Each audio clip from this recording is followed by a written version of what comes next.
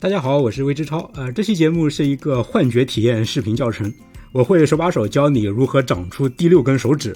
只要依照下面这个很简单的程序我们就能够诱发出长出了第6根手指这种非常强烈的幻觉，甚至还能够调整这根不存在的手指的长度。心理学家在实验室里有很多种方法去诱发出各种错觉和幻觉但今天介绍的这种方法呢，大概是我们自己待在家里，借助非常简单的道具就能够诱发出来的最强烈的一种幻觉了。我和我的家人在拍这条视频之前，按照下面这套程序体验了好多次亲测效果非常明显。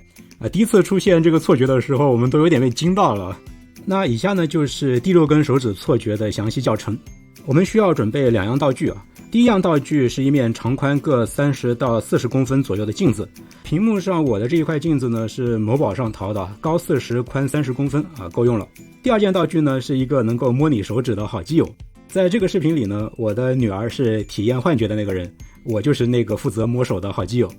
下面是环境布置。第一步，把镜子放在桌面上，要体验幻觉的这个人坐在镜子的侧面，镜子呢朝向自己右手这一边，身体也略向右侧靠。第二步，双手手掌朝下放在桌子上，右手放在镜子前，左手放在镜子背面，调整镜子与身体的位置要保证自己只能够看到右手和镜中右手的印象，但不能够看到左手。第三步，你的视线呢要注视着镜子里边的右手，并且要在接下来的整个流程里始终看着镜子里的右手视线不要挪到其他的地方去。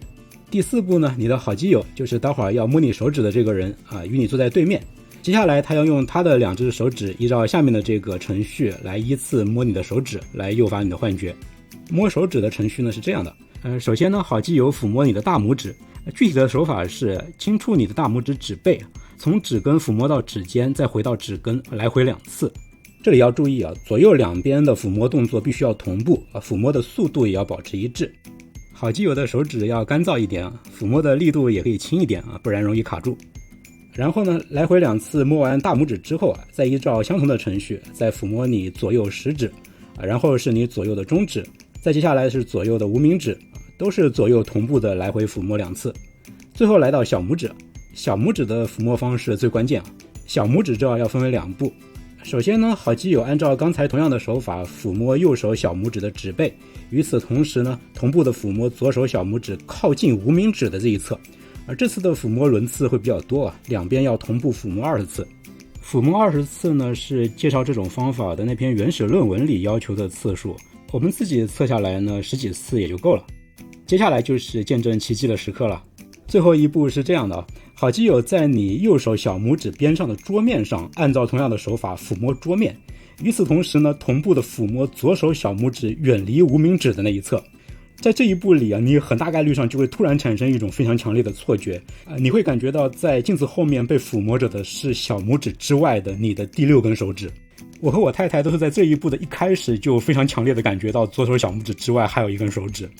那刚才的这整个程序呢，有一张示意图我已经放在屏幕上了，大家可以参考一下。示意图上的阿拉伯数字1到6就表示摸手指的顺序。更有意思的是，我们还可以操纵这第6根手指的长度。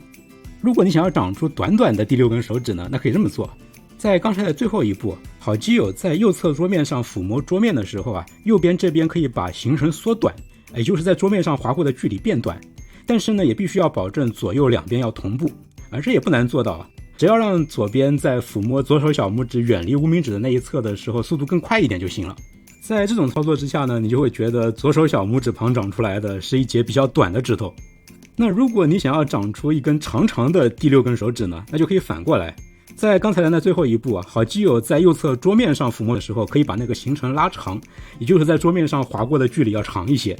但是呢，也必须仍然保持左右两边同步。那方法就是跟刚才倒过来只要让左边抚摸左手小拇指远离无名指的那一侧的时候速度慢一点就可以了。好，那么长出第6根手指的教程就是以上这些我在片尾放了这个诱导过程的完整展示你可以先看一遍完整演示我说的细节很多，但是其实整个过程挺简单的看完不妨尝试一下很刺激的。试完之后呢，可以回来发个留言或者弹幕跟我们聊聊长出第6根手指是种什么样的感受。我是魏志超，我会在这个频道里持续输出我的3大爱好：心理学、读书和电影。如果你喜欢我的节目呢，请你关注、点赞、收藏和评论，这对我非常重要。如果你对心理学比较感兴趣的话，也请你去关注一下我在 B 站课堂开设的视频课《心理学通识与新知》。谢谢你的支持，下面请看完整的诱导过程展示。咱们下期节目再见。